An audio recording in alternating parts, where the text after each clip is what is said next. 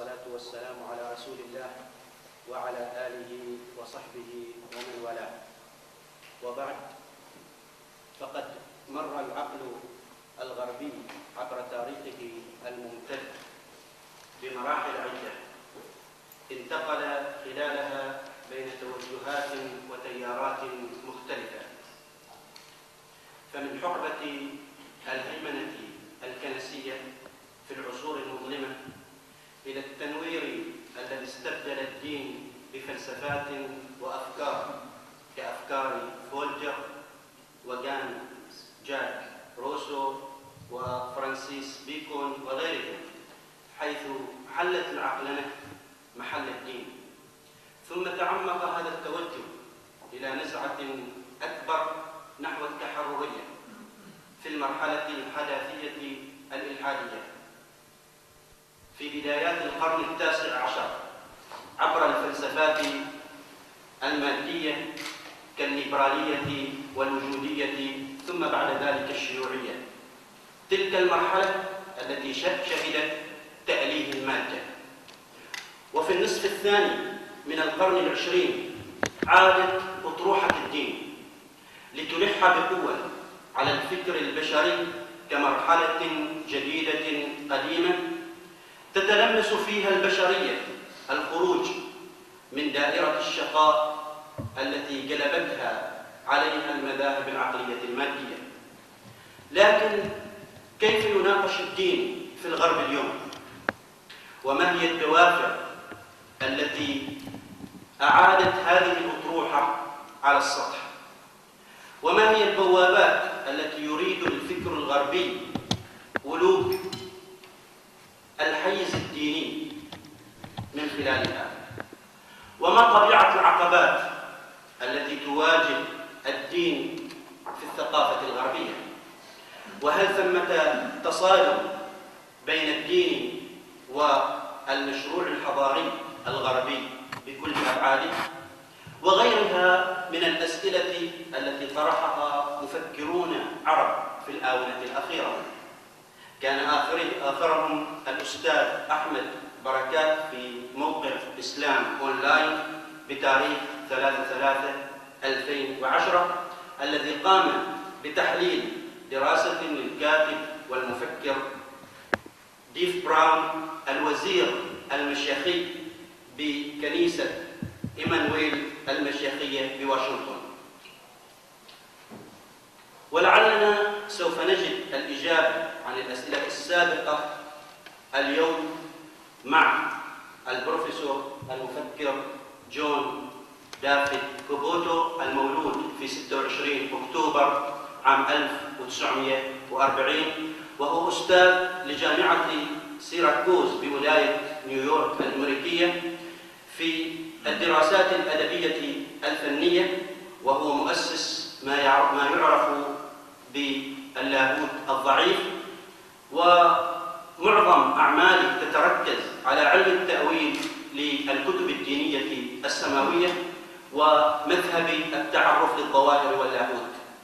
وفيما يتعلق بمسيرته التعليمية فقد نال كبوتو شهادة البكالوريوس للآداب عام 1962 من جامعة لاسيل، وشهادة الماجستير في عام 1964 ميلادي من جامعة فيلانوفا، وشهادة الدكتوراه في علوم الفلسفة عام 1968 من كلية برانومو. ومن أهم أعماله أنه بداية تخصص في الفلسفة القارية المعاصرة بخبرة معينة في مذهب التعرف للظواهر وعلم التأويل.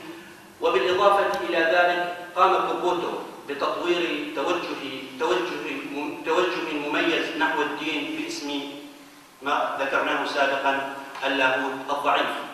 ومن أهم أعماله مؤخرا هو الدفاع عن الاتهامات حول مذهب النسبية التي قدمت ضده حول التأكيد على بعض الادعاءات الأخلاقية والسياسية غير الشرقية. شغل المذكور عدة وظائف، من أهمها أستاذ الفلسفة لكلية دافيد أركوت بجامعة فيلانوفا من عام 1968 وحتى عام 2004 ميلادي. ومنذ عام 2004 ميلادي ظل كبوتو يعمل أستاذا لكلية توماس دافيد واتسون بجامعة سيراكوس بنيويورك في مجال الدراسات الأدبية والفنية، حيث يقوم بالتدريس في كلا القسمين الفلسفي والديني، كما يتولى المذكور رئاسة لجنة المحررين لمجلة النظرية الثقافية والدينية. ومن أهم الكتب التي ألفها كبوتو هي الحداثة وسقطها في سنة 1992 ميلادي.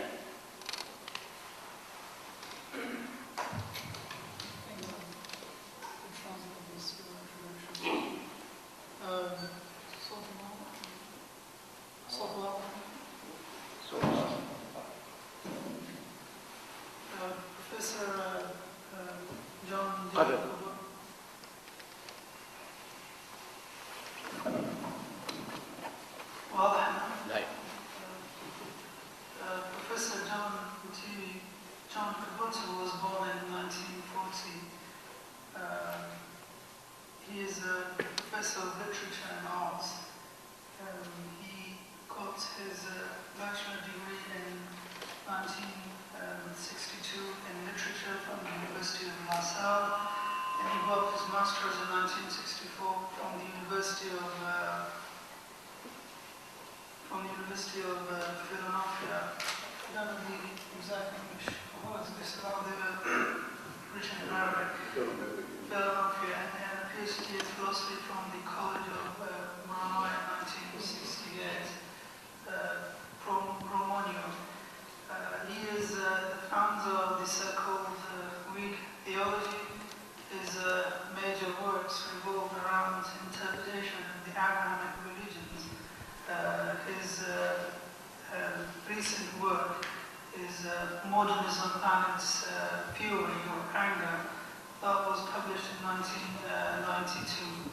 This is sort of the gist of what he was saying.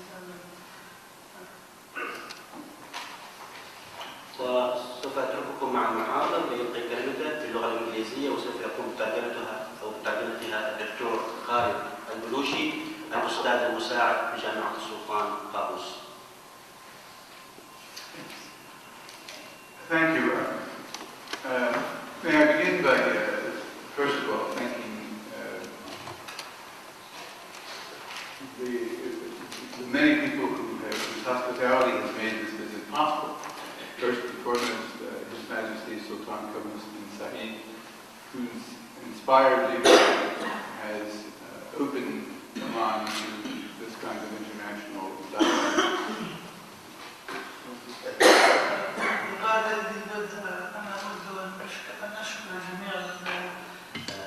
الأشخاص الذين كان لهم دور في زيارتي إلى هنا، كما أوجه بالشكر إلى صاحب الجلالة السلطان قابوس على قيادته الرشيدة التي فتحت آفاق عديدة لعمان، فتحت حوارا للثقافات. Secondly, His Excellency Shaikh Abdullah bin Mohammed Al-Sami, Minister of Endowments and Religious Affairs, whose ministry has sponsored this series. كما أشكر رئيس وزير الأوقاف والشؤون الدينية الذي الوزارة التي وجهت إليه الدعوة لكي أحضر أمامكم. And finally, Dr. Abdul Rahman Al-Sami, who has organized this lecture and has been very gracious with me in dealing with the many details of this event. كما أشكر الدكتور الرحمن السالم على أعضاء اللجنة الكريمة وعلى توجيه دعوتي لأحضر في هذه المحاضرة. I'm particularly grateful that my wife Kathy was invited to come along with me, and she's here this evening, and we are very much enjoying your very beautiful country. كما أشكر زوجتي لأنها أتت معي، ونحن سعيدان أن نكون هنا في هذا البلد الجميل. At the end of the 19th century, the German philosopher Friedrich Nietzsche made the famous pronouncement, God is dead.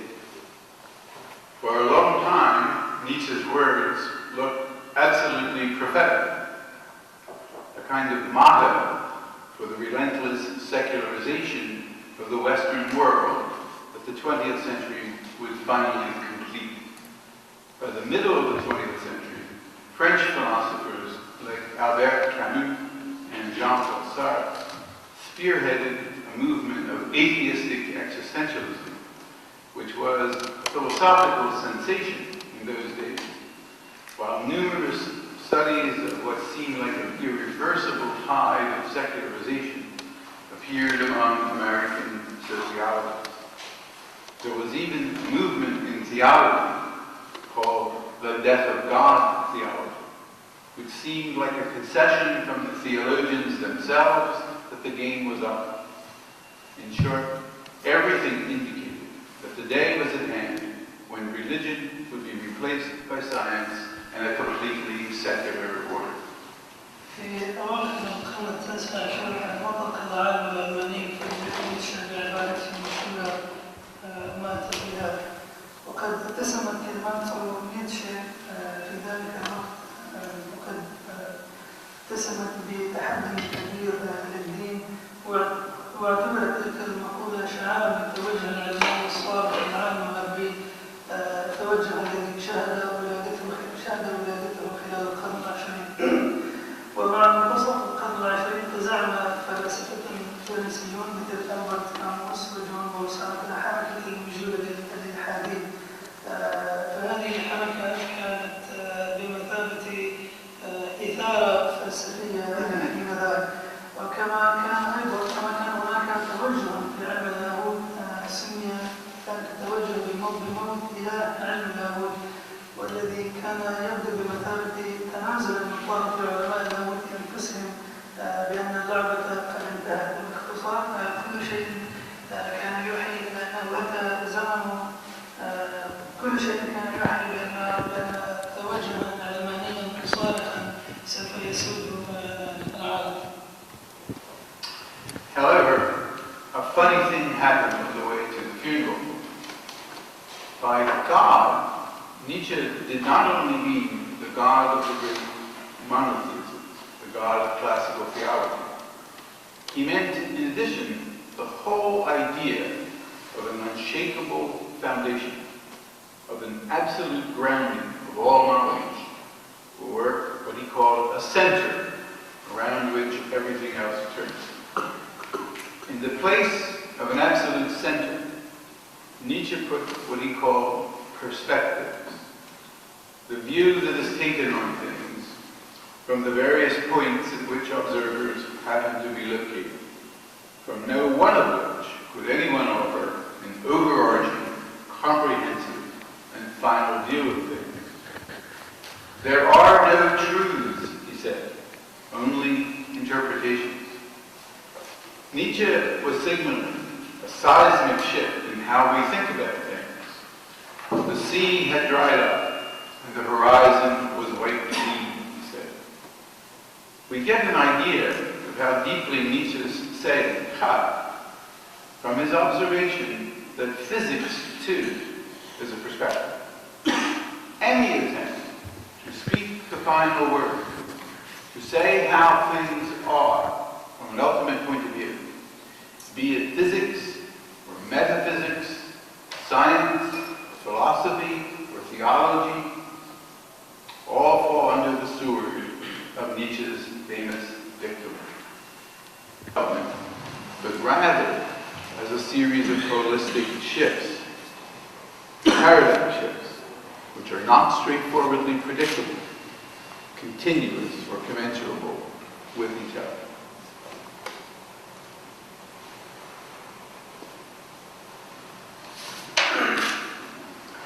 هذا بخلاصة ما نعنيه بما بعد الحداثة.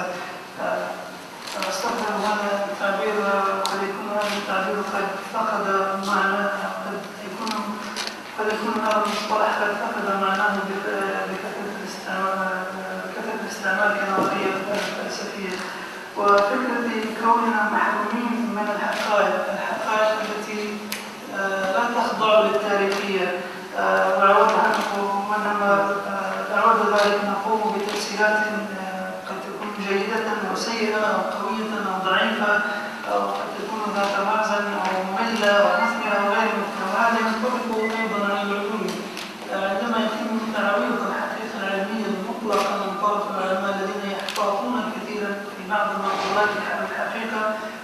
يفضلون الحديث عن الدليل، ولكن السؤال الذي يطرح نفسه هو أين يأخذهم الدليل حاليا؟ مصطلح ما بعد الحداثة تم صياغته كمصطلح في ميدان الفن والمعمار، وذلك لوصف أسلوب يتم فيه الخلط بين الخطوط الجيومترية المستقيمة للبنايات الحديثة والنماذج الباروكية. وقد استعمل الفلاسفة مباشرة بعد ذلك المصطلح وأصبح اسما لتوجه فلسفي جديد.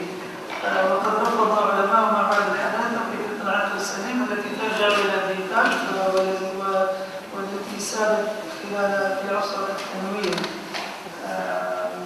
كما أني يجب أن أذكر هنا أيضا بأن تاريخ العلوم الطبيعية لم يكن تاريخا يمشي على خط مستقيم، وإنما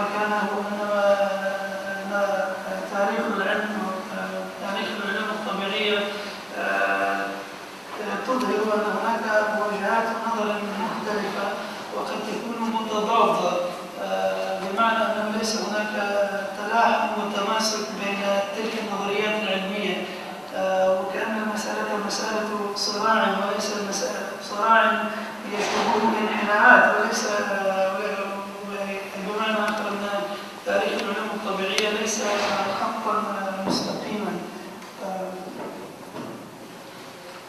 In a very similar key, the idea of language games emerged in the writings of the later Wittgenstein, an Austrian transplanted to King's University. By a game, Wittgenstein did not mean a form of amusement, but rather a multiplicity of discursive practices, each governed by its own rules. The result of this approach is that one could no more falsify a statement in ethics, which is a language game with its own rules, with a statement in physics, which works with a different set of rules, then one could declare checkmate in soccer. But if ethics and physics are language games of their own, each with its own integrity, then why not religion and theology? To add to the mix, a powerful theory of interpretation grew up among French and German thinkers, starting with Heidegger's Being and Time, Sein und Zeit, which bore the name of hermeneutics, borrowing a term from scriptural theology, according to which all understanding is interpretation, and all interpretation is application, with the resulting implication that religion and theology, too, are interpretive understandings. وفي نفس الصدد ظهرت فكرة اللعبة اللغوية في كتابات ويتكنشتين، وهو أسترالي منتقل إلى كامبريدج، وكان صاحب هذه النظرية لم يعني بمصطلح اللعبة نوعا من الترفيه، وإنما مجموعة من الممارسات المتعددة النسقية والمحكومة بمجموعة من القواعد. نتيجة لهذا التصور فإن المرأة لا يستطيع، وطبقا لهذا التصور فإن المرأة لا يستطيع أن يميز بين مقولة في الأخلاق والتي تعتبر لعبة لغوية لها قواعدها ومقولة فيزيائية لها قواعدها مختلفة، أو بأن يصلح المرء بنظام لعبة كرة القدم. ولكن إن كانت الأخلاق والفيزياء لعبتين لغويتين مستقلتين وكل واحدة لها تلاحمها وتماسكها، فلماذا لا ينطبق ذلك على الدين وعلى علم المعهود؟ إضافة إلى هذا الخوض ظهرت نظرية جديدة للتفسير، نظرية انتشرت بين المفكرين الفرنسيين والألمانيين بدءا بنظرية الوجود النقدي هيجل، والتي حملت تصورا تأويليا، وهو hermeneutics، وهو مصطلح مقتبس من علم اللاهوت. hermeneutics هو علم تفسير الدين، وهؤلاء المفكرون والفلاسفة استعاروا مصطلح ليتحدث عن العلوم الإنسانية بشكل عام، والذي وهو هذه النظرية ترى أن كل أشكال الفهم مبنية على تفسير، والتفسير عبارة عن تطبيق والذي يفضي إلى نتيجة كون الدين وعلم اللاهوت أيضا يعدان بمثابة أشكال فهم تأويلية وتفسيرية ليس إلا. By the time the 20th century had ended, Nietzsche's saying had been thrown completely into reverse and could now be used as a way to rally to the defense of religion. Exactly the opposite effect intended by Nietzsche. To be sure, the postmodernists do not simply reject modernity and advise a return to medieval or pre-modern times. Rather, their idea is to pass through modernity and to continue what started in modernity in a different way, by becoming critical of Enlightenment critique, suspicious of the Enlightenment masters of suspicion, and an advocate not of the irrational, but of a more reasonable idea of reason as giving good reasons, which gives up on the Enlightenment dream of pure reason. If one thinks of the pre-modern as naive and modernity as critical, then to be postmodern is to be post-critical, that is, critical of pure innocence, but also critical of pure critique, as if one could assume some God's-eye view of the world and make final pronouncements upon the secrets of the universe and of the human heart.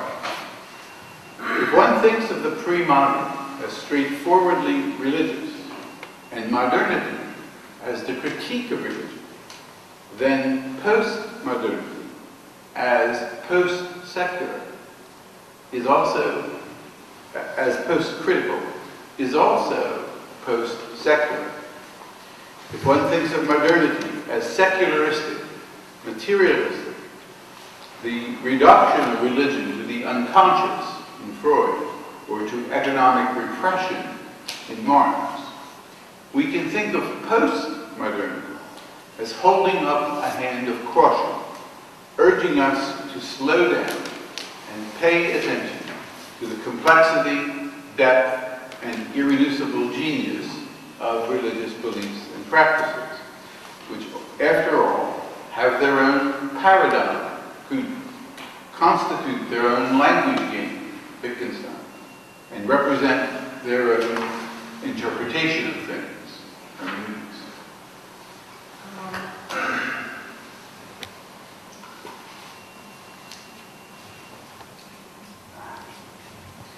مع نهاية القرن العشرين اكتسبت مقولة نيتشه معنى مخالفا لمعناها الأصلي، وبدأ يستعمل للدفاع عن الدين، وطبعا هذا مخالف تماما لما قصده نيتشه. ومن المؤكد أن الأفراد الذين عاشوا ما بعد الحداثة فإنهم لا يرفضون فقط الحداثة أو ما ينصحون بالعودة إلى القرون الوسطى من فترة ما قبل الحداثة، ولكن فكرتهم هي تجاوز الحداثة وتواصل ما تمت بدايته في مرحلة الحداثة بطريقة مختلفة، وذلك بنقد عصر التنوير، بنقد فلاسفة ومفكرين عصر التنوير. إن المرء يرى أن فترة ما قبل الحداثة تصفه بنوع من السذاجة، وبأن الحداثة تصفه بنوع من النقد، ولهذا فإن فترة ما بعد الحداثة يجب أن تكون فترة ما بعد النقد، بمعنى نقد البراءة السليمة، النقد الذي هو غير مؤطر حسب أطر أيديولوجية، ولكن أيضا النقد السليم على أن يدعي المرء أنه يملك نظرة إلهية للعالم ويصدر آراء بشأن أسرار الكون وأحاسيس البشر. وإن كان المرء يرى فترة ما قبل الحداثة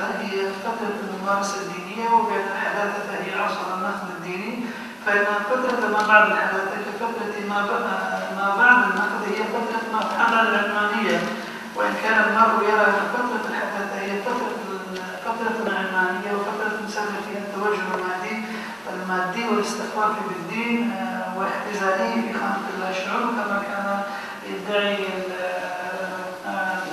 فرويد أو نظر إليها أو الاستخفاف بالدين واحتزازه في خانة الشعوب كما كان يدعي فرويد أو نظرية كسب الازدراء الاقتصادي النظرية التي تبناها كارل ماركس. فإننا يمكن أن ننظر إلى فترة ما بعد الحداثة كفترة تتسم بنوع من الحدث تحتم علينا التأني قبل أن نقوم بنتائج فيها قدر كبير من الاختزال.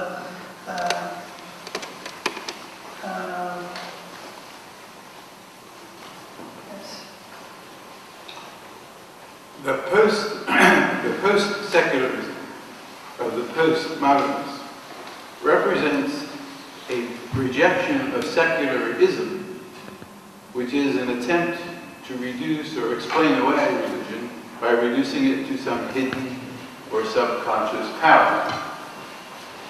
But this is not the same as the rejection of the secular order itself. The secular order turns on the separation of the state from any particular religious body, in virtue of which the state may not be involved in the establishment of a particular religion, like Christianity or Islam. The postmodern idea, which in this case is also the secular democratic idea, is to open up a space in which a plurality of voices can be heard, so that the postmodern world is multivocal and multicultural, polyphonic and polymorphous. The result is that the noise of democracy often sounds more like an orchestra that is still tuning up than it does like the symphony after the conductor calls it to order and waves his baton. تعتبر مرحلة ما بعد العلمانية بالنسبة للأشخاص الذين أتوا بعد الحداثة رفضاً قاطعاً للعلمانية، والتي هي محاولة للاستخفاف أو شرح الدين بطريقة منحرفة أو ذلك بربطه ببعض القوى الخفية أو اللاشعورية، ولكن هذا ليس شبيها بالرفض المقصود بالتوجه العلماني نفسه. التوجه العلماني يدعو إلى فصل الدولة عن أي مؤسسة دينية، وبذلك لا تستطيع الدولة أن تتدخل في تأسيس دين معين مثل المسيحية أو الإسلام أو الفكرة السائدة ما بعد الحداثة التي هي في هذه الحالة الفكرة العلمانية الديمقراطية، والتي تسعى إلى خلق فضاء يتسم بالمساواة والتعدد لكي يكون عالم ما قبل الحداثة عالما متعدد الثقافات ومتعدد الأصوات والأشكال. النتيجة هي فضاء ديمقراطي يتصف بنوع من الروائية شبيهة لفترة الاستعداد للأوركسترا لتقديم عمل موسيقي، وليس لفترة السيمفونية التي يدعو إليها قائد الفئة بمجرد تحريكه لعصا. على فكرة أحب أن أنوه أن هذه ليست ترجمتي. That explains something about the United States today, which is a confusing place, not only to others, but to those of us who live there. It is, of course, the capital of global capitalism, of computers and polluters, of advanced information technologies, where nearly everyone carries smartphones and uses the internet and drives high-tech automobiles guided by global positioning systems. It is also a culture marked by an ultra-conservative Christian right, biblical fundamentalists who believe in angels and reject the theory of evolution. This does not mean that they do not use the internet and advanced telecommunication systems to circulate views that are deeply at odds with the techno-scientific world in which they otherwise live quite comfortably. The United States is polarized by deeply secularist and stridently religious forces. This conflict is one of the marks of its postmodern condition. Instill a third sense of the word, beyond its original architectural meaning and extended philosophical meaning. It signifies a culture of instant messages, where the flow of information has been accelerated.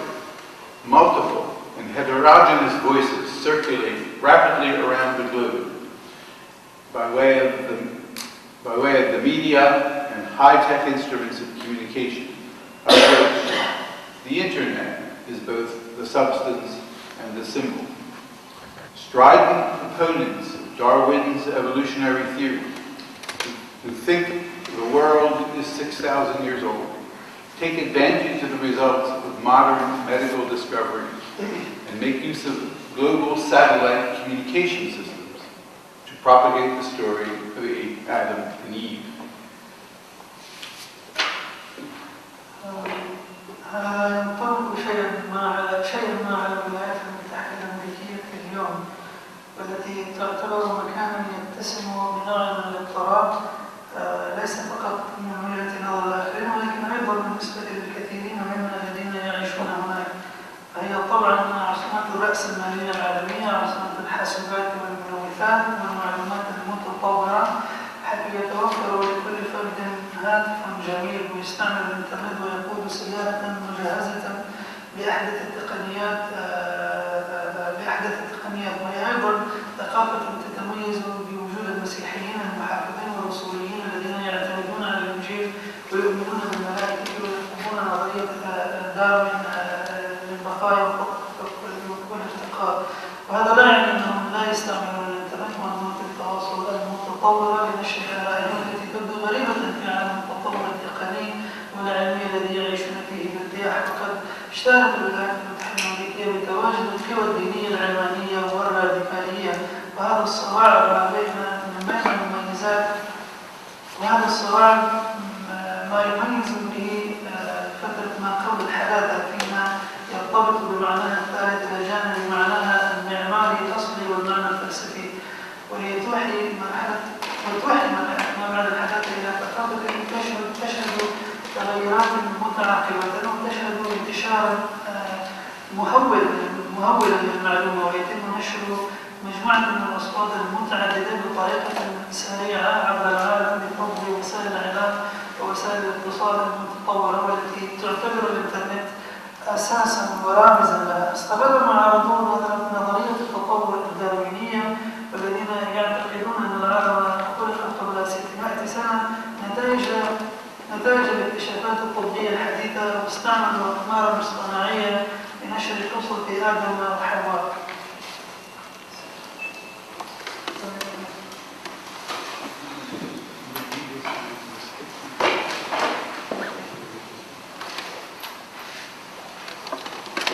It is well known that religion is back, even back with a vengeance, among ultra-conservatives. But more interestingly, from our point of view, from my point of view, religion is back among intellectuals who have, in recent decades, more and more directed their attention to religion not as an object of critique or curiosity, as in the past, but as a paradigmatic human practice from which we have something to learn. To tell this story in full is beyond the limits of this lecture, but allow me to give one example in particular. معروف جدا أن الدين العالمي الجديد وهو يحمل شرارة الانتقام من قبل المحافظين، ولكن الشيء المهم من وجهة نظرنا هو أن الدين يتغلغل في أوساط المفكرين الذين اهتموا في هذه العصور الحديثة بالدين، ليس كموضوع للنقل أو حب الاطلاع كما كان الحال في الماضي، وإنما كممارسة إنسانية منهجية يمكن أن نستفيد منها كلنا. والحديث عن هذه القصة كلها يحتاج وقتا كثيرا، غير متاح لنا من خلال هذه المحاضرة، ولذلك سوف أشير إلى بعض الأشياء، إلى بعض عناصر تتعلق بهذه القصة.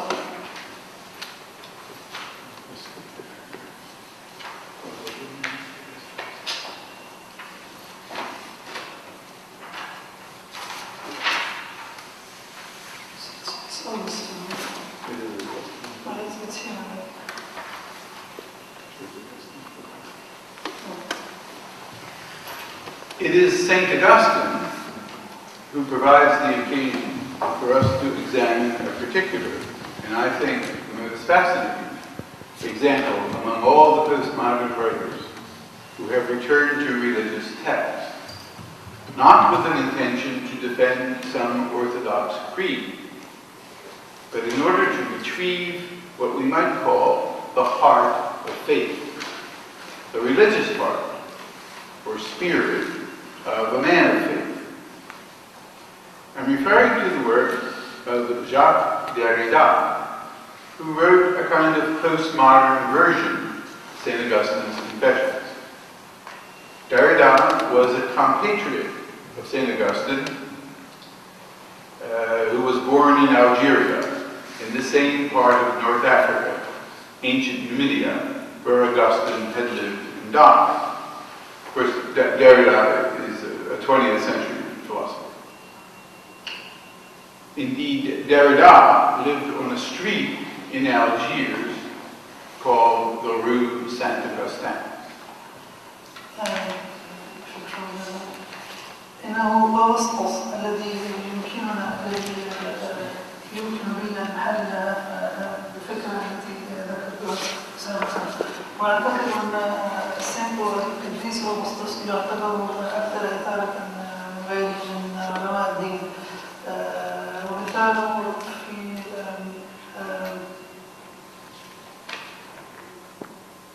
سيريس. Could you read the first sentence again because it's not very clear there? Because it's almost gives us an opportunity to possible matches. إنه أغسطس الذي أغسطين الذي يمكن أن يوفر لنا ساحة لأن العلماء المفكرين ما بعد الحداثة قد عادوا إلى الحديث عن الدين من خلال الأغسطين. وذلك ليس من الدفاع عن بعض العقائد الأرثوذكسية، وإنما برؤية إحياء ما يمكن تسميته بقلب الإيمان، القلب المتدين وروح رجل الإيمان. وهنا أشير إلى عمل جاك ديريدا، وهو فيلسوف فرنسي يشتهر بنظريته المسمى بالتفكيكية، فقد حلل ديريدا كتاب الكونفيشنز لهذا القديس. ومن الطريف أيضا أن موطن القديس أغسطين هو نفس الموطن الذي ولد فيه المفكر الفرنسي، وذلك فكلاهما ولد في الجزائر في نفس المكان في شمال افريقيا، هي منطقه نوميديا القديمه، حيث عاش وتوفي أغسطين. في الحقيقه عاش ديريدا في شارع بالجزائر العاصمه يسمى شارع القديس أغسطين. Derrida's name is forever to be associated with a movement called deconstruction, one of the most important philosophical movements popularly identified as postmodern in the second half of the 20th century, which defends the theory of radical interpretation and radical reading. Derrida is a particularly pertinent point of departure for us tonight, because he liked to describe himself as a Christian Arab Jew, which, as you can tell by now, is a very postmodern thing to say. And he liked to say that he had no language of his own. By this, Derrida did not mean that French was not his native language or mother tongue. as indeed it was. He meant that French was not his own language, that anything that he could call his own had been interrupted before his birth. He was born in 1930 into a Jewish family, which should have meant that his language was Hebrew. But he played hooky from Hebrew school and only learned enough Hebrew to get through his bar mitzvah.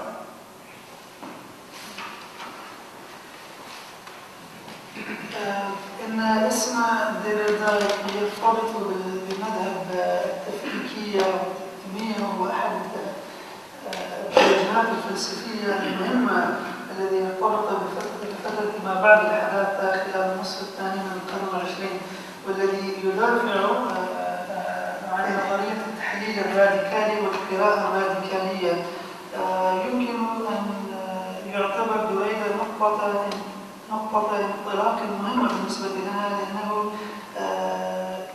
يحب أن يصف نفسه كشخص يهودي مسيحي عربي، وهو شيء ممكن القول عن الحداثة، بمعنى أن الحداثة ليس له لون معين، إنما هو خليط لألوان متضاربة، ويحب أن يقال عنه إنه لم تكن لديه لغة خاصة. طبعا هذا لا يعني أن لدينا نفى أن اللغة الفرنسية هي لغة الأم كما كان الحال عليه، ولكن قصد بأن اللغة الفرنسية ليست لغته الشخصية أو ليست لغته الشخصية، وبأن أي شيء يمكن أن يعتبره ملكا له كان قد تغير قبل ولادته. ولد ديريدا في عام 1930 في عائلة يهودية، ما يعني بأن الأمر الذي يعني بأن لغته الأم كانت يجب أن تكون اللغة العبرية، ولكنه اتخذ المدرسة العبرية كوسيلة فقط لتعلم العبرية ليصل إلى سن تحمل المسؤوليات وفقا للتعاليم الدينية اليهودية. Living under French rule in an Arab country, he might have spoken Berber or even Arabic, as did his great-grandparents, who were, by language and custom, still identified with Arabic culture. But he was instead a pied noir, a French-speaking Jew, who was alienated from the dominant Franco-Christian culture, les catholiques, as the Jews called everybody else who wasn't a Jew, even if some of them were Protestants or not Christian at all. When the regulation from the Pétain government came down, expelling all but a few Jewish children from the public schools, it bore a Latin name, numerus clausus. So, Derrida said his native language was Christian Latin French, and that he had no language of his own. He was not French or Catholic, he was not Arab, and he was not quite a Jew. While his mother practiced her religion, his family was assimilated into the culture and used Christian Latin words like circumcision to describe Brit Milah and confirmation to describe bar mitzvah. When he came of age and went to Paris to study philosophy, he abandoned the practice of his religion altogether, married a Gentile woman, and they did not have their sons circumcised. Even his name is not his own, but imported from the United States. Following the practice popular among Algerian Jews to name their children after American movie stars, he was named Jackie, after Jackie Coogan, a child movie star in the United States in the 1920s, which was, in addition, a name of ambiguous gender, Jackie. for your work. Jacques is his pen name.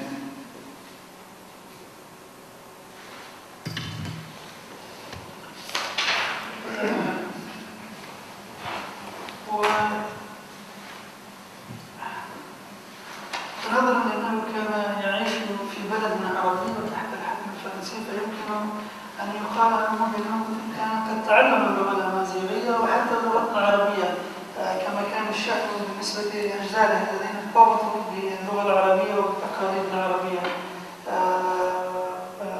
ولكن ديريدا كان يهوديا يتكلم الفرنسية، والأمر الذي أدى إلى استبعاده عن الثقافة الفرنكو المسيحية السائدة أي الكاثوليكيين كما يسميهم اليهود، رغم كون البعض منهم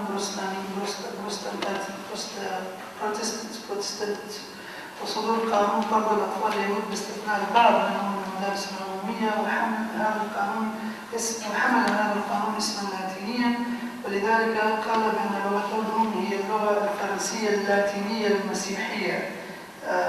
فهو بمعنى آخر أنه لم يكن فرنسيا أو كاثوليكيا ولم يكن عربيا ولم يكن أيضا يهوديا، ونظرا لكون أمه امرأة متدينة فعائلته اندمجت في تلك الثقافة واستعملت الكلمات اللاتينية المسيحية والممارسات اليهودية كالطعام. وعندما كبر وانتقل إلى باريس لدراسة الفلسفة تخلى عن ممارسة الدين وعن الطقوس التي ترتبط باليهودية وتزوج بامرأة غير يهودية ولم يقوم بختان أطفاله، وحتى اسمه فلم يكن كمان جاك لم يكن اسمه الحقيقي ولكنه استعار هذا الاسم من الأمريكيين، وذلك اتباعا للعادة السائدة بين اليهود الجزائريين المتمثلة في تسمية أطفالهم بأسماء نجوم الأفلام الأمريكيين، فقد سمي بجاكي ارتباطا بجاكي جن وهو اسم نجم سينمائي صغير في العشرينات من القرن الماضي. كما أنه من الجدير بالذكر أن هذا الاسم أيضا يعني غموض الأصل.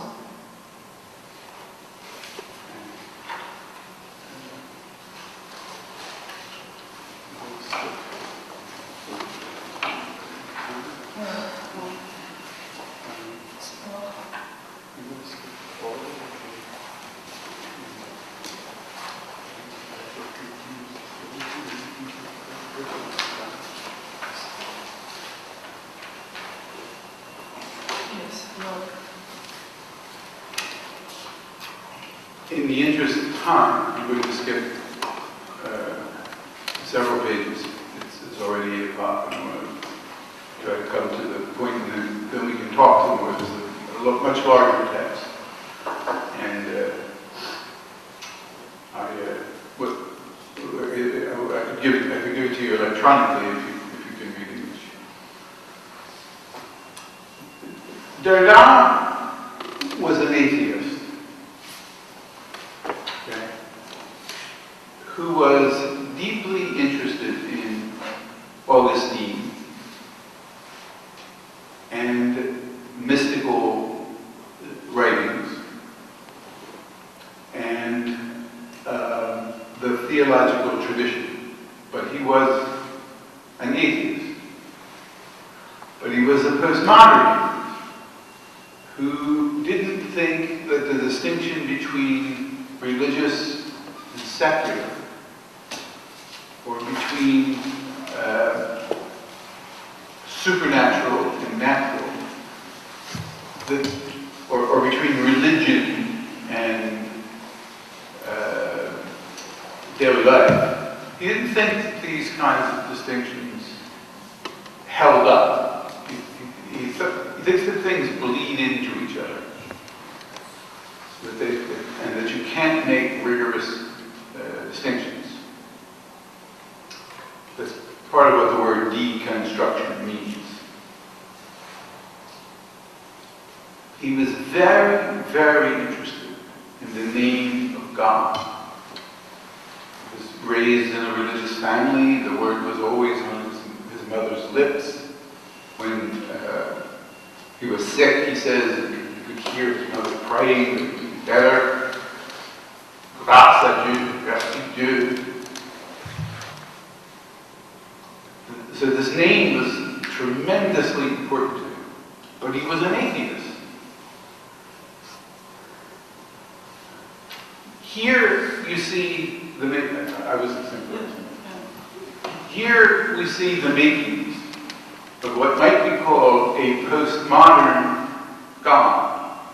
Secular intellectuals who are spooked, haunted by the idea of God.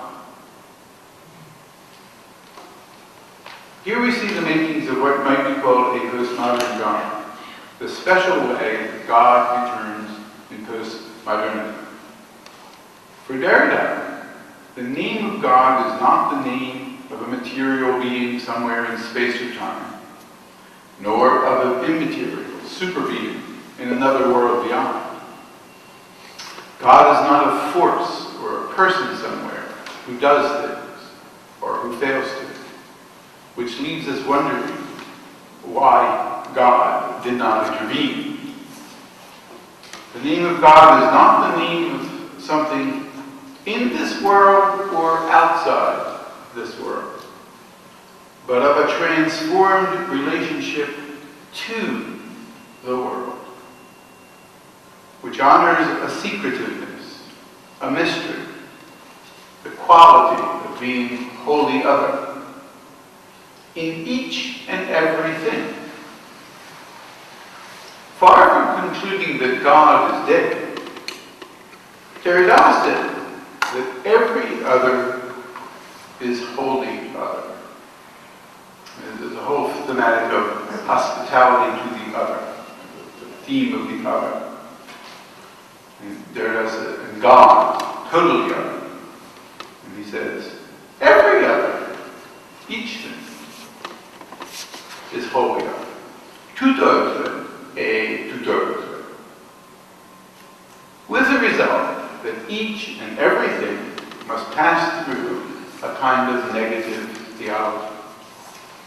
Without the structure of the tout autre, things fall back into a programmable, routinized regularity, into the rule of the same, not the other.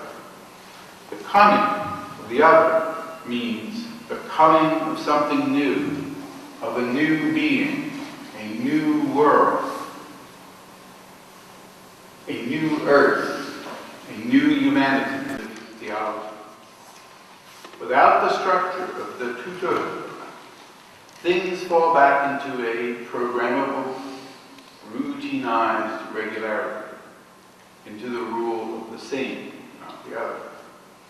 The coming of the other means the coming of something new, of a new being, a new world, a new earth, a new humanity, an experience of the impossible, the experience of the alterity of even the most familiar things. Without the tout autre, we would go through life half asleep, moving in the comfortable and habitual grooves of the present and its limited expectations. But with the advent of the tout autre, we break out of the limits of the present and are exposed to an unforeseeable future that shatters the horizon of experience and expectation. So, stop.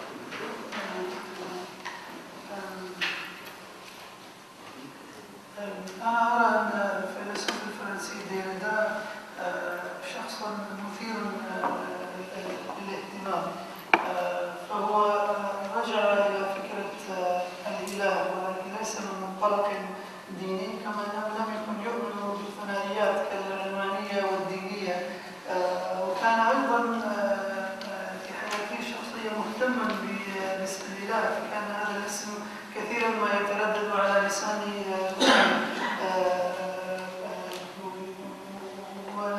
حين نفكر في محل الظروف التي مر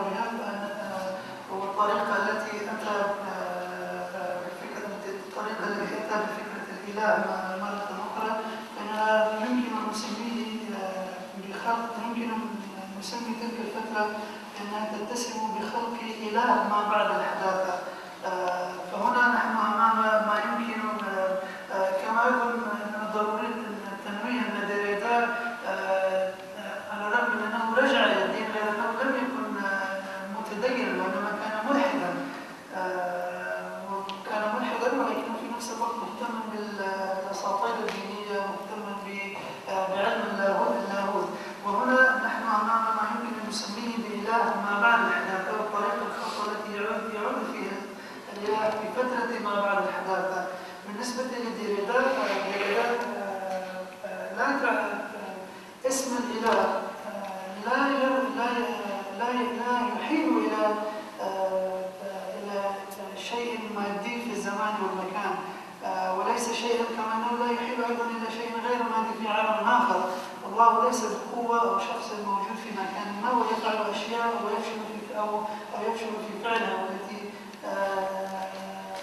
الأمر الذي يجعلنا نستغرب لماذا يتدخل ولماذا لم يتدخل في بعض الأمور. فتسمية الله ليس اسم شيء في هذا العالم أو خارج هذا العالم، وإنما تسمية العلاقة التحويلية للعالم والتي تحمل في طياتها سرا ولغزا، وبعيدا عن النتيجة التي خلص إليها الآخرون بأن الإله قد مات، أو النتيجة التي خلص إليها نيتشه. فقد قال ديريدا بأن كل شيء يعتبر شيئا آخر، وهذا يعني أن كل شيء يجب أن يكون عرضة لعلم اللاهوت السلبي. وبدون هذه النقولة فإن الأشياء تستجيب للنظامية الروتينية ولقانون الشيء المماثل.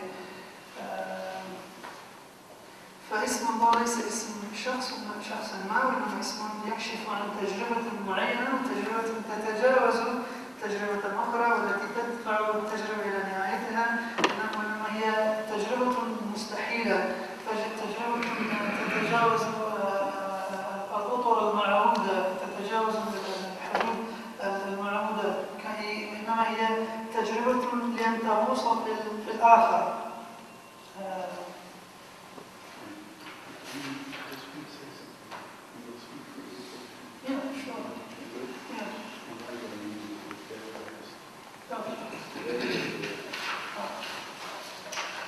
I'm going to conclude now.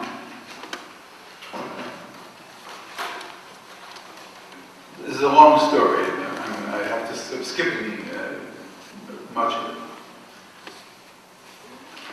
The upshot of the philosophical analysis that this man, Jacques Derrida, did was to weaken or undermine the distinction between theism and atheism. He radicalized that distinction. He thought that does not cut down to the substance of the human heart. People can be on either side of that divide, and it doesn't tell us who they are.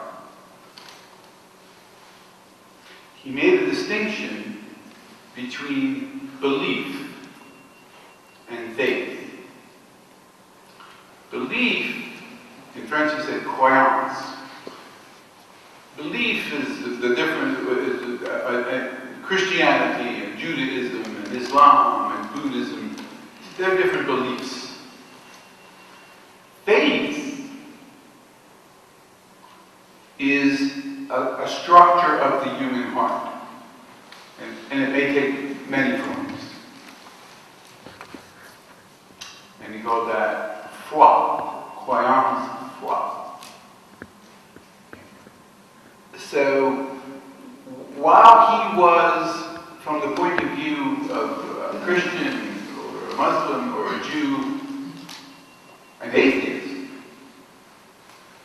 I think that the postmodern power of his work is to displace the distinction between atheism and theism and cut to something else, something deeper. I'll read my last sentence and we'll translate.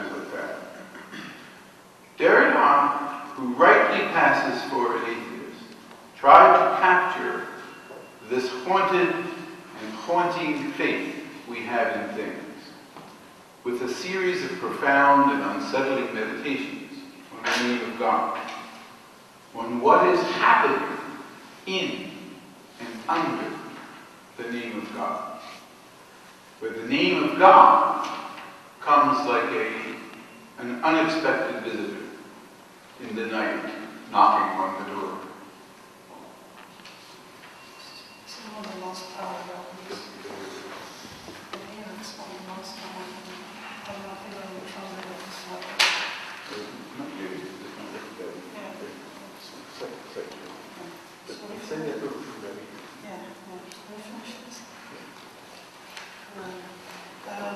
نظرا لضيق الوقت فأنا سوف آتي إلى الخلاصة الآن. إن العمل الفلسفي الذي قام به جاك ديريدا كان يمكن أن نقول بأنه كان ينوي إلى إضعاف ما قال atheism وtheism أو الدينية أي اللادينية. فهو كان يعتقد أن الأيدي أو الدينية واللادينية أن هذه الفكرة لا تعبر عن وجدان، لا تعبر عن إنسانية الإنسان. لذلك هو حاول أن يفكك هذا التمايز أو حاول أن يفكك هذه الثنائية، ثنائية الدين واللادين، كما حاول أن يميز بين الأديان، بين أن تكون مؤمنا بدين ما وبين أن تكون مؤمنا في قلبك، أن تكون مؤمنا بدين ما فأنت قد تكون مسلما وقد تكون مسيحيا ويهوديا، ولكن الإيمان القلبي لا يعني بالضرورة بأن تقوم بتأطير إيمانك خلال في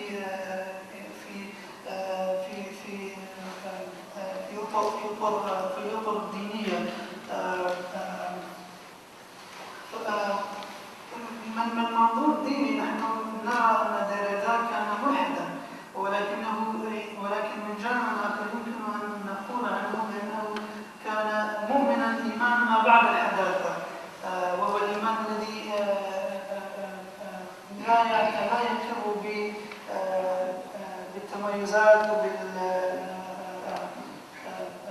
بما تدعو إليه الأديان، بما تدعو إليه الأديان.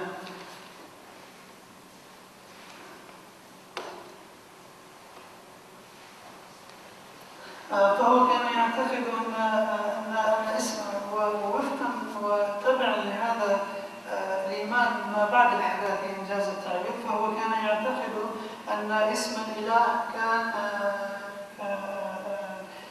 يمكن أن يكون بمثابة طارق، بمثابة شخص يطرق الباب، بمثابة طارق لا يمكن التنبؤ ولا يمكن التنبؤ به.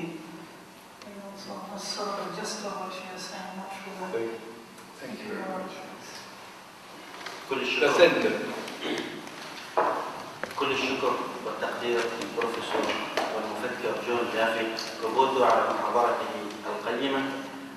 وقبل أن نفتح باب النقاش لعلنا نجد أن فقدان الرؤية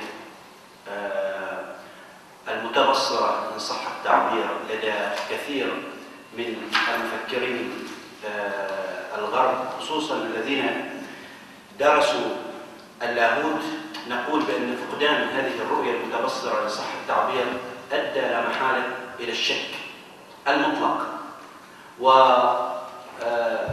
أي فقدان اليقين في أي شيء، مما يعني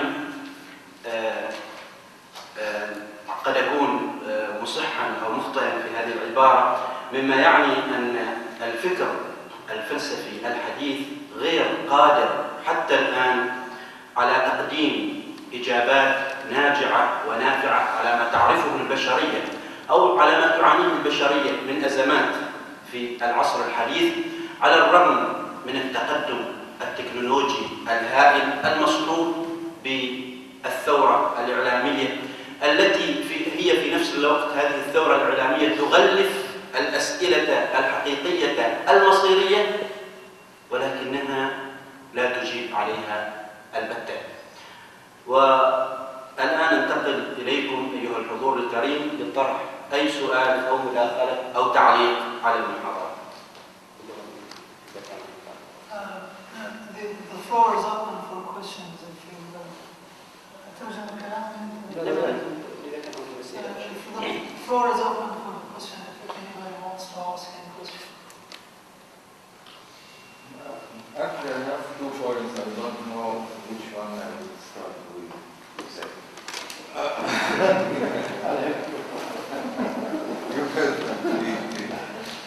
No need, it's okay. It's not too much people. First thing, thank you very much for your very informed and precious lecture and presentation. You described very beautifully events and description of how things were going from maybe Middle Age until post-modern. Third thing, we didn't hear your opinion in that. It is just a description, but how do you see yourself? How do you think yourself about these things? That is maybe the second point. The first point is when you talk about Jacques Derrida. I think from your description he represents the kind of mysticism.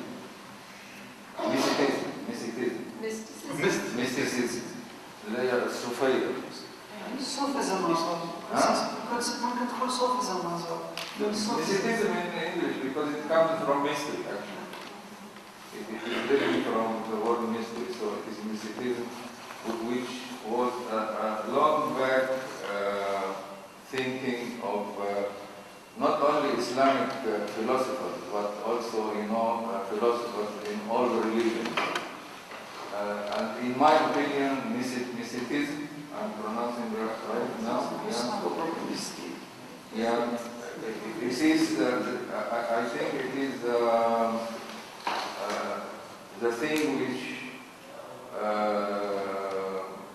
is common between all religion. You find Sufiyin or mysticism in all religions, Islam or Jewish or Christianity or even Buddhism. The same thinking that God is not something far away and He's looking at us, but we are part of Him. We have some part of God, and God is existence itself. And that's why maybe some people, they misunderstand mysticism like they say it is atheistic. Yeah. Okay. I think this thinking of Jacques Derrida is typical, mysticism, which is not new. It is a long way back in all religions. That is. أولا أشكرك على هذه المحاضرة القيمة. قمت بوصف مذهل لفكر ما قبل الحداثة. خلاصة الكلام.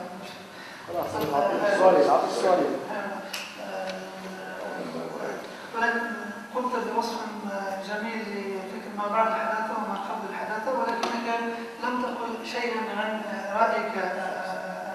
رأيك كيف ترى نفسك في عالم ما بعد الحداثة.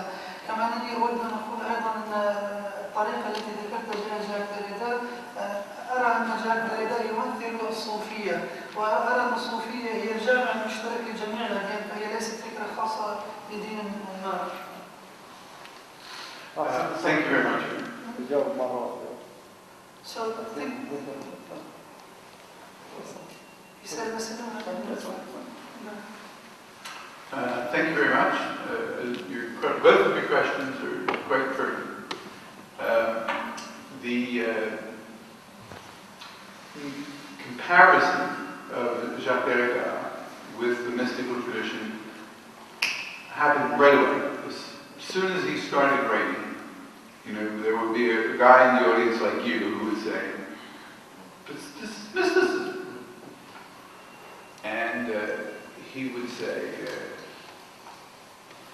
well, the first thing he said was, am I being congratulated or accused? Is this a compliment or what?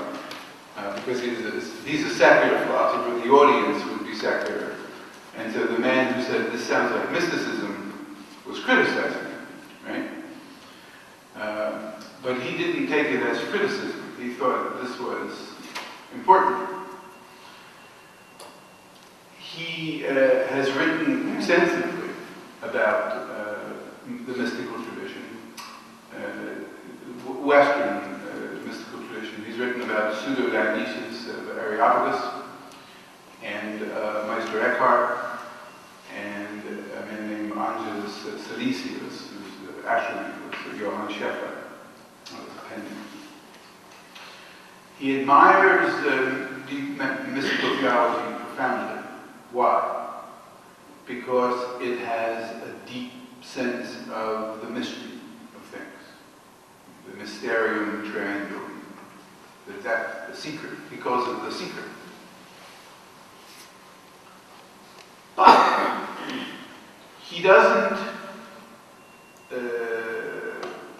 countersign, he doesn't agree with the actual content of mysticism, which is the absolutely holy other God. He doesn't believe in God, but he thinks that the discourse of negative theology is onto something, which is the depths within ourselves, the depths within the world. This is rational mysticism. Because rational mysticism, I might pronounce it wrong, but rational mysticism. Rational. Because people are usually confusing between mysticism. They take a wrong impression about it. But rational mysticism is exactly what you are talking about. Well, I'm not sure of all that's you're packing into the word rationalism. I mean, he's interested, obviously, in reason, but he's interested in non-rational, in poetry, in literature, in art. He's interested in all of the various ways in which the mystery that we ourselves are. See, what secular intellectuals tend to do when they're faced with questions of mystery is to say, that's art. It's the artists who are sort of delegated to deal with the mystery of things, the hidden depths. But Derrida doesn't simply think that that's a matter for art. He thinks the religious tradition speaks to everyone, whether you happen to be religious or not. So and that's why he'll say everything. This glass must pass through the screen of negative theology, of mystical theology. Okay, well, this glass. Well, suppose Chagall painted this glass. Then it would be transformed, and its depth would awaken. So it's not simply reason, it's not simply rational, but it's not supernatural. I mean, he doesn't think there's a God. He thinks the mystery is the mystery within us, within the world. So thank you for your first question. Your second question, I was ventriloquizing a little bit through Derrida. I'm very close to what he's saying here. The bits and pieces of Derrida that I chose to talk about are the parts I accept. What I was trying to do was give you a kind of report on what Western philosophers are doing these days, vis-a-vis religion. But I'm very close to what he's saying on this point. I think in your introduction, Bob, you mentioned weak theology. Did you mention that? This word weak theology. That's how I translate this. Weak theology means the sort of theological depths that are not bound up with any particular religious tradition. Something that's not strong theology of the dogmas. In the United States, the Christian fundamentalists are fixated on dogmas and doctrines and orthodoxy. Well, that's strong religion. Weak religion or weak theology for me is this more elusive, deeper thing. Thank you. خلاصة ما يقول الأستاذ أن ما ذكرته أنت عن كون دريدة صوفيا فهذه نقطة التفطن إليه كثيرون وكانت ردة فعل دريدة حين تم توجيه هذه المقارنة إليه كانت ردة فعله هل أنتم تهنئوني أم هل تقومون بتهنئتي أم تقومون باتهامي؟ كان دريدا كان يمدح الصوفية والغموض، فهو كان يعتقد أن في الصوفية يكمن كنه الوجود الإنساني، ولكنه أيضا في نفس الوقت لا يتفق مع محتوى الصوفية ومع ما يقوله الصوفيون كلهم، كما أنه لا يتفق أيضا مع فكرة وجود الإله المطلق الآخر. الثيولوجية الضعيفة أو الدينية الضعيفة التي كان يدعو إليها يرمي إلى النفاذ إلى النفس البشرية التي لم يتم أدلجتها خلال منظور ديني معين، الأعماق البشرية التي تتجاوز كل الحواجز الدينية وما إلى ذلك من الحواجز. كثيرون من المفكرين في الغرب حينما يواجه المفكرون الغربيون فكرة الغموض أو الصوفية فهم عادة ما يقولون بأن هذا هو الفن، ولكن دريدا لم يقل أن ذلك كان فنا، وإنما كان يحيل ذلك إلى الدين أو إلى الثيولوجية الضعيفة التي ترمي إلى كما قلت سابقا إلى النفاذ في الأعماق البشرية. هذه خلاصة الكلام.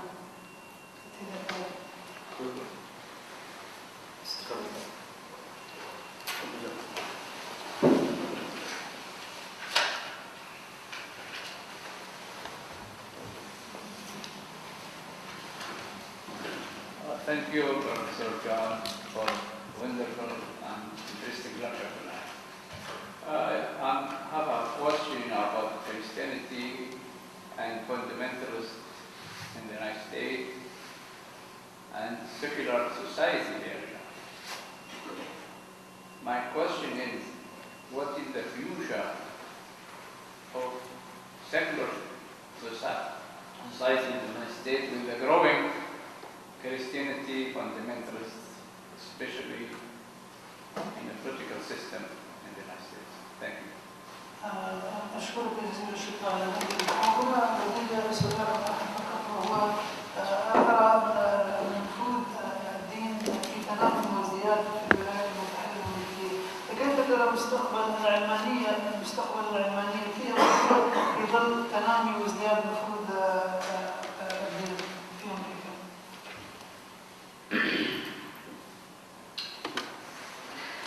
if I knew that, I would know everything, right?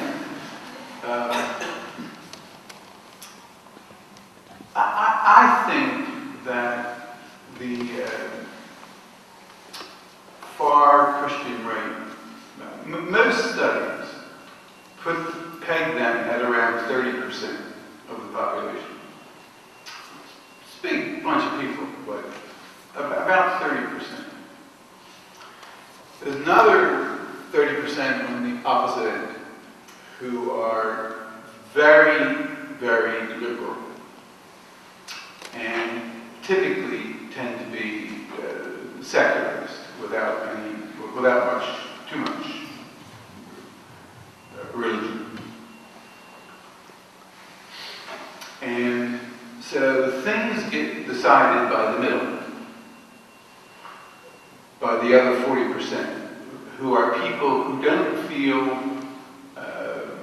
stridently about religion and who aren't stridently anti-religious, who are and not ideological. They don't, they're not.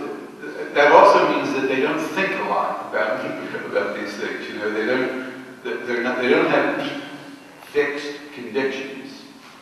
So they fluctuate. So you'll notice in American elections that politicians in the primary elections play to their base. So the Republicans play to that 30% on the far right, pointing to the left. They play to the 30% on the far right. Democrats tend to play to the far left during the primary elections.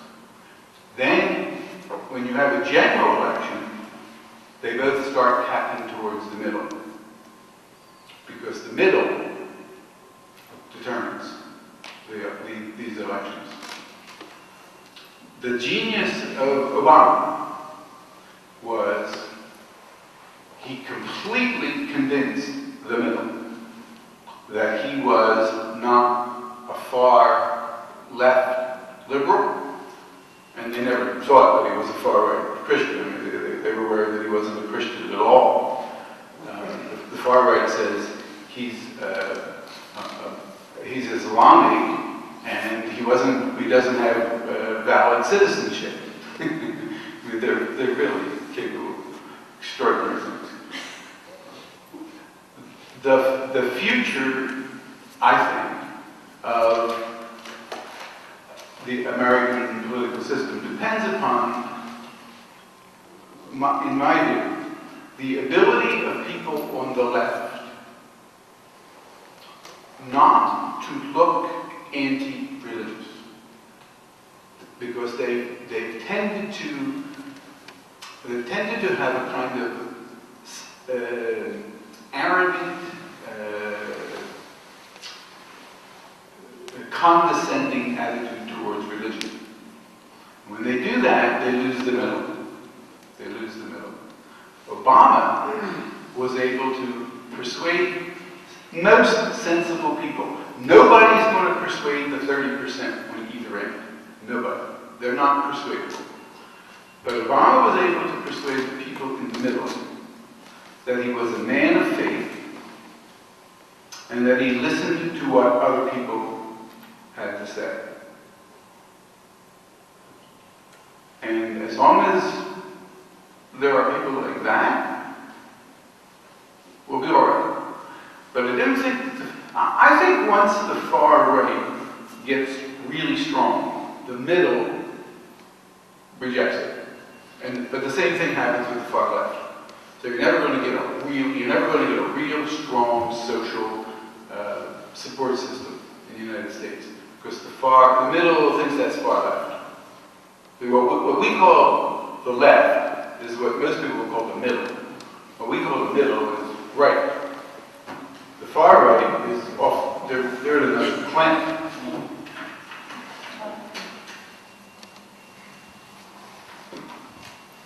ولو كنت عارف الإجابة عن هذا السؤال فقد أضعف. هذا يعني أنكم عرفتوا كل شيء. يجب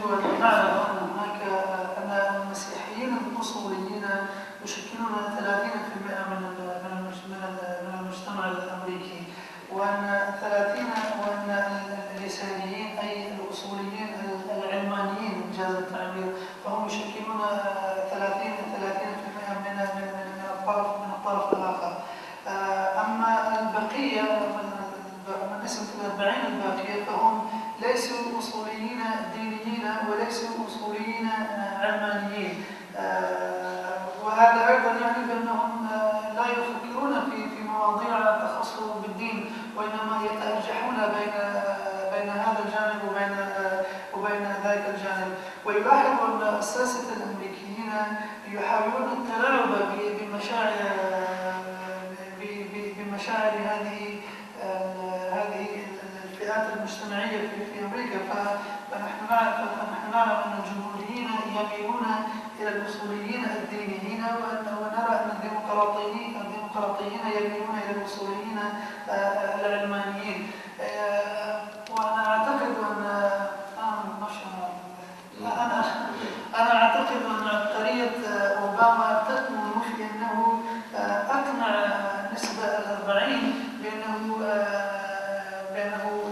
رجل يؤمن، ولكنه لا يميل إلى أحد الطرفين، لا يميل إلى الطرف الأصولي الديني ولا الأصولي العلماني. كما أنا أرى أن مستقبل النظام الأمريكي يعتمد على قدرة الناس في الجانب اليساري من المجتمع الأمريكي، أي ما أقوله أنا كمترجم العلمانيين الأصوليون. فهؤلاء العلمانيون الأصوليون يجب عليهم أن لا ينظروا إلى النسبة 30 التي تؤمن بالدين، يجب أن لا ينظروا إليهم نظرة ازدراء واحتقار. أرى أن في هذا يكمن مستقبل النظام السياسي الأمريكي. خلاصة الكلام ليس كله.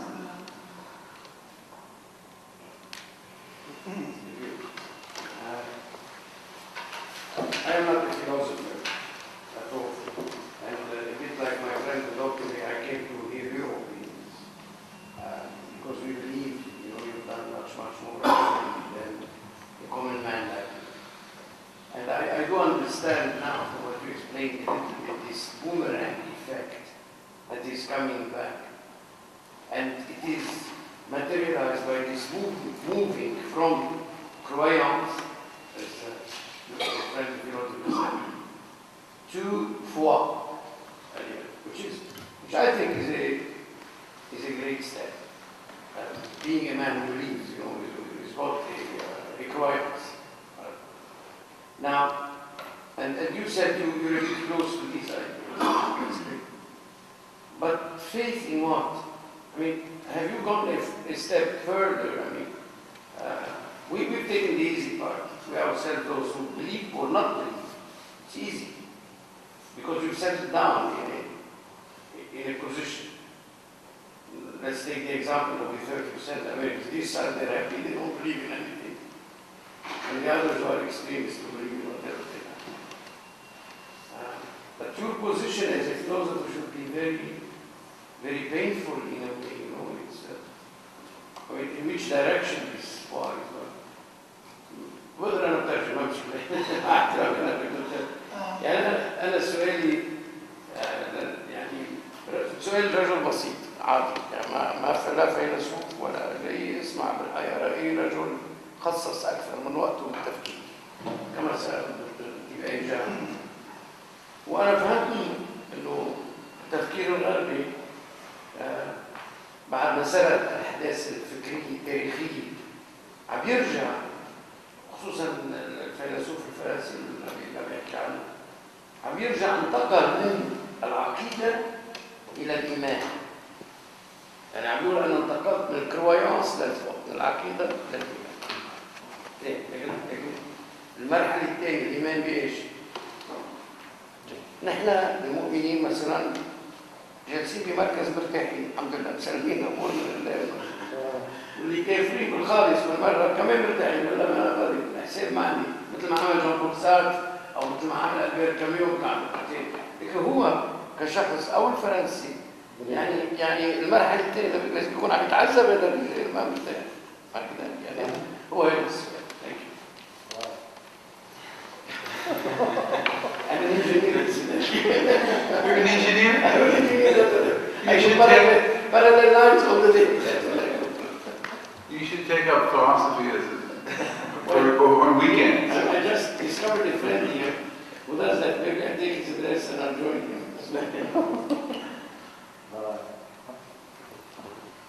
Well, I think you're quite right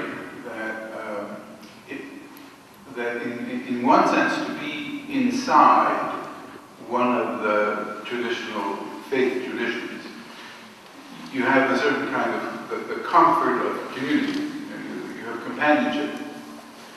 And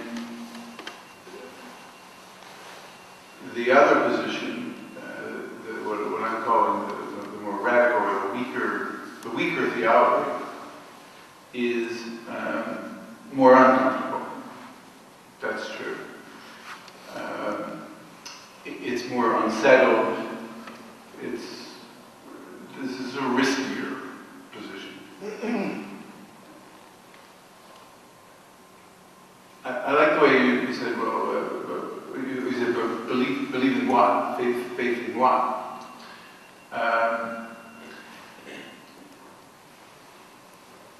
See, I think the name of God is a name in which we invest our deepest hopes and aspirations and desires. There's a psychoanalytic dimension to all this too, because you're talking about desire, what we desire. But I think if you and I were born somewhere else, some other time, and had never heard the names, the sacred names that we've been given,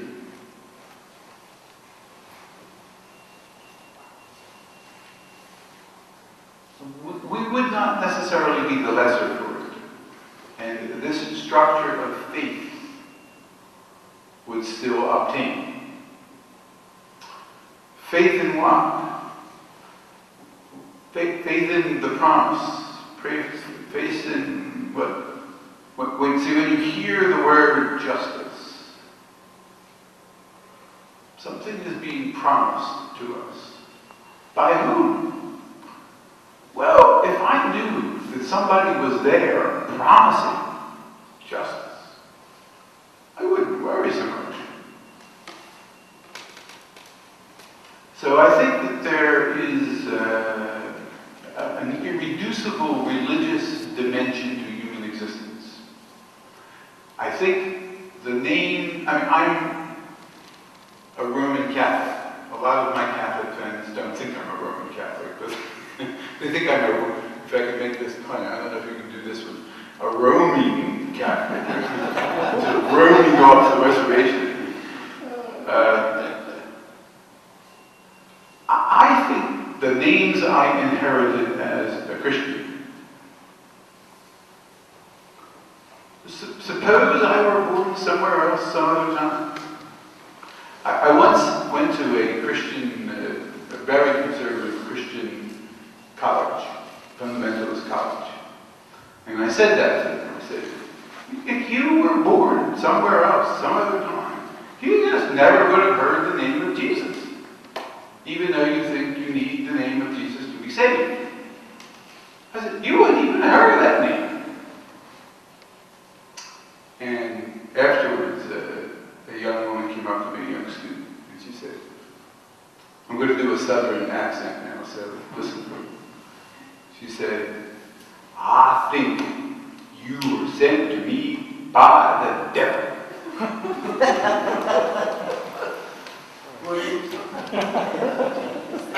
So I'm a little bit on the side of the devil. That's a great answer. Thank you very much. Thank you. Now, can you translate that? Hopefully. With a southern accent? أولا أنت محق فيما تقول، فالإيمان يوفر للإنسان الحماية ويوفر الأمن والطمأنينة، وما أقوله وما أدعو إليه وما أقوله عن التيولوجية الضعيفة فهي تيولوجية أو دينية محفوفة بالمخاطر. هذا الشيء. الشيء الآخر أنني أرى أن اسم الإله نحن نحمل هذا الاسم كل أعمالنا وطموحاتنا، ولكن تصور أنك قد ولدت في مكان آخر وفي زمان آخر ولم تسمع لفظ الجلالة قط. فهل هذا يعني بأنك كنت ستكون أقل دينيا؟ ولكن في نفس الوقت كنت قد تسمع بفكرة العدالة، ولكن العدالة من من؟ فإن كنت تجزم أن العدالة تأتي من قوة ما وراء الطبيعة، فإنه ليس لديك أي سبب لأن تكون قلقا حول العدالة. أقول لك أنا أنتمي إلى رومان كاثوليكس، وكثيرون من أصدقائي يضحكون علي ويقولون you are roaming، أنت تتجول من مكان إلى مكان آخر، بمعنى آخر أنه ليس لك مستقر، ليس لك مكان تستقر فيه. ذهبت في يوم ما إلى كلية مسيحية أصولية وقلت ذات الكلام، قلت الكلام نفسه. قلت لهم أنكم تؤمنون بالمسيحية، ولكن تخيلوا أنكم قد ولدتم في بيئة غير مسيحية وفي زمن آخر وفي مكان آخر، ولم تكن هناك فرصة لأن تسمعوا كلمة اليسوع. فماذا أنتم فاعلون؟ في آخر المحاضرة جاءت إلي امرأة وقالت لي لهجة جنوب أمريكا، الولايات المتحدة الأمريكية، بأنه أن الشيطان قد أرسلك إلى هذه الكلية وإلى هذا المعهد. فكنت الشيطان هو الذي كان يرسلك إلى هذه الكلية. في الختام، نظرا لضيق الوقت في الختام، نشكركم على حضوركم الكريم، كما نشكر كل من ساهم في نجاح هذه المحاضرة، وأولهم البروفيسور المفكر جون دافيد كبوتو، كما نشكر جميع الجهات الإعلامية والمرئية والمسموعة والمقروءة، والشكر كذلك للدكتور محمد البلوشي على ترجمته الرائعة، والشكر موصول كذلك لوزارة الأوقاف والشؤون الدينية على هذا الربط الحضاري بين العالمين العربي والغربي. Thanking you for coming here and giving this insightful lecture, and he's also thanking the audience for coming here and sharing their time with us. He's also extending his thanks to the Ministry of Religious Affairs, and most importantly, we would like to say thank you to you.